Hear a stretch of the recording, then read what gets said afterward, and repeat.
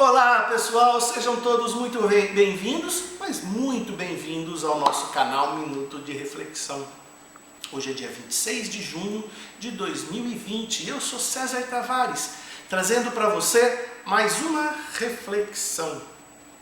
Pessoal, lá no Evangelho de Marcos, no capítulo 3, do item 20 em diante, ele vem contar uma historinha maravilhosa para a gente, em que Jesus estava em uma casa, acho que é a casa de Mateus, fazendo o quê? Pregando o Evangelho, a Boa Nova. E aí Maria e os irmãos de Jesus chegam e tentam chegar próximo a Jesus, mas tinha muitas pessoas em volta, e aí eles mandam um recado: avise Jesus que nós estamos aqui, porque tinha muita gente em volta de Jesus. E aí chegou o recado: Jesus, sua mãe e seus irmãos estão lá fora. E ele vem e pergunta: quem é a minha mãe? Quem são meus irmãos? Em verdade vos digo que todos aqueles que fizerem a vontade de meu Pai é a minha mãe, são os meus irmãos. Então, nesse momento, Jesus muda toda a nossa concepção de família. Ele faz com que nós vejamos que a nossa família é uma família humanitária, de toda a humanidade. E eu diria ainda mais, é uma família universal, todo o universo, porque somos todos filhos de um mesmo Pai, de um mesmo Deus. Pessoal, mas vem cá, responda você do fundo do seu coração. Você já conseguiu atingir essa maturidade que Jesus nos convida a atingir? Que é amar um mendigo como se fosse o seu filho. Quando você vê um mendigo, você consegue trazer ele para dentro da sua casa? Ou como se fosse o seu pai ou o seu filho? Porque você abraça e recebe-o com todo amor e carinho? É difícil, né? Você consegue gostar do seu patrão, que é autoritário, como se fosse o seu pai ou o seu avô? Difícil, né? E você que é empresário, tem uma empresa, consegue gostar do seu funcionário, do seu subordinado, mesmo depois de tendo que dispensá-lo por algum motivo financeiro, e aí ele vai na justiça contra você, e você consegue amá-lo como se fosse o seu filho? Nós estamos ainda muito longe de fazer o que Jesus convidou. Agora, o porquê que nós estamos tão longe? Nós não conseguimos amar nem mesmo a nossa família. E é esse o convite da nossa reflexão. A nossa macrofamília, a microfamília talvez seja mais fácil. Mas a nossa macrofamília, que se estende aos avós, os tios, os primos, os sobrinhos, né? Não só pai, mãe e filhos, toda a família. Então é essa reflexão que eu quero fazer com vocês. Quando nós enxergamos família como somente pai, mãe e os filhos, né? A microfamília, se está tudo harmônico em casa, isso é muito bom, porque a família, a microfamília, ela é a célula da sociedade, né? E essa célula saudável, todas as células saudáveis, faz com que o corpo fique saudável. Mas a gente está percebendo que o nosso mundo está bem turbulento. Por quê? As nossas células estão doentes.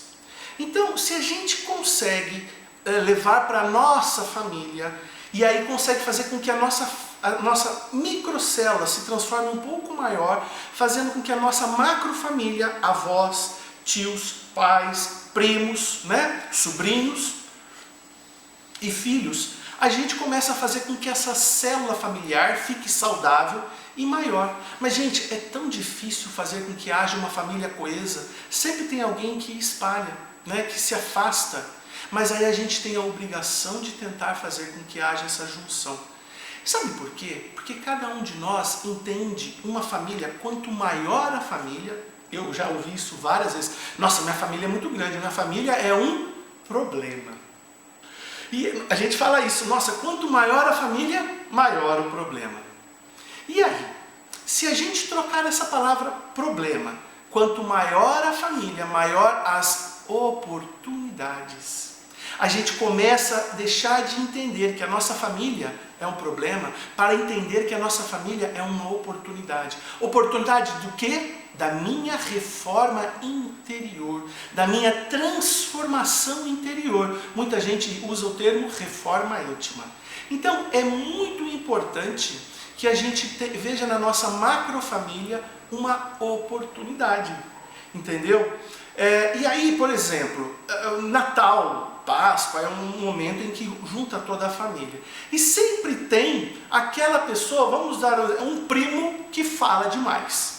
E aí, quando este primo fala demais, eu vejo que ele é muito chato, porque ele fala demais.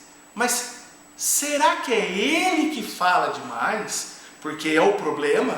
Ou eu que não estou vendo a oportunidade, porque eu é que não sei ouvir? Ah, mas todo mundo acha que ele fala demais. O problema de todo mundo é de todo mundo. O seu problema é que é o seu problema. Então você está buscando a sua reforma íntima.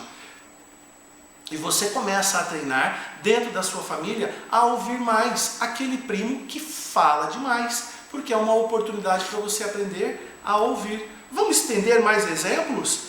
E quando tem aquele tio chato que gosta de fazer aquela brincadeira da hora do pavê? É pavê ou é para comer? Né? E a gente já está cansado dessa piadinha.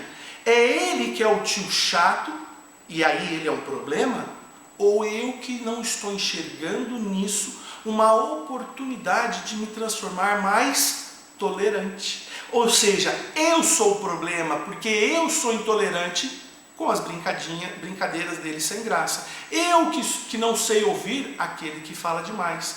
E quando tem o avô ou o pai, ou a pessoa, aquela estrutura, família patriarcal, né, que é autoritário, né, que meu avô só, né, olhava para mim, ele já sabia, eu sabia o que ele queria, né? Isso é doentio, isso é terrível. Isso é o simbolismo de uma estrutura familiar doente, uma estrutura familiar patriarcal que ficou no passado, precisa mudar. Então, é ele que é autoritário e aí ele é um problema, ou eu é que não tenho a resignação? Olha a oportunidade aí, eu posso trabalhar a resignação. E quando tem aquela prima que na hora que todo mundo começa a levantar, deixar a casa em ordem, né, porque acabou de ceiar, tudo, ela fica lá quietinha porque ela não quer estragar as unhas. Então eu vejo aquela prima como a preguiçosa, que é o problema, ou eu vou ver que eu é que não sou indulgente. Olha só, gente, quanta oportunidade.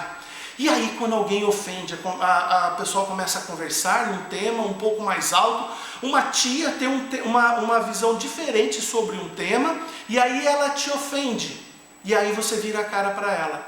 Ela é um problema ou é você que não sabe perdoar? Olha a oportunidade. E aí, gente, a parte mais difícil numa família é quando alguém fica chateado com você, porque entende que você o ofendeu, você é o ofensor, mas você tem certeza que você estava certo no seu ponto de vista. A pessoa se sentiu ofendida porque você quis expor e ela quer bater contra a sua opinião, mostrar que você está errado. E aí eu te falo, você tem a oportunidade de pedir perdão, a pessoa vira a cara. Olha a oportunidade de você pedir perdão, mesmo estando certo. Por quê? Olha a oportunidade, você está exercendo dentro de você a humildade. Mesmo você estando certo, convicto das suas ideias, você ainda vai lá e pede perdão. Exercite a humildade. E aí, gente, a gente começa a perceber que a nossa reforma interior, né, a nossa reforma íntima, essa mudança está dentro da nossa família. E aí a nossa família se transforma a universidade da vida. E você pode se transformar um doutor na sua evolução moral, porque você vai pegar a sua família e vai exercitar a indulgência, a resignação, a indulgência, o perdão, a humildade, todas essas ferramentas para você se transformar um doutor na evolução moral. Quando você precisa evoluir intelectualmente, você vai procurar uma faculdade material para você evoluir espiritualmente. Então você evolui intelectualmente e moralmente para poder fazer a evolução espiritual, né? intelectual, moral, evolução espiritual. Evolução espiritual é a união dos dois. E aí você tem as duas ferramentas, tá certo? E está na sua família. Só depois que você fizer esse deverzinho de casa, você vai começar a praticar o que Marcos, a historinha de Marcos, no capítulo 3, vem contar. No capítulo 12 de Mateus, conta a mesma história. Esse momento que Jesus faz com que a gente reflita que a nossa família é a família universal. Pessoal, só para concluir, vamos lembrar: Deus é justo, é misericordioso, é perfeito. Ele não vai colocar você na família que você gostaria, mas na família que você precisa. Então você tem a família que você precisa e não a família que você gostaria. Então aproveite a oportunidade que o nosso Pai está dando para você. Pessoal, espero que vocês tenham gostado dessa reflexão. Um beijo no coração de todos e até semana que vem!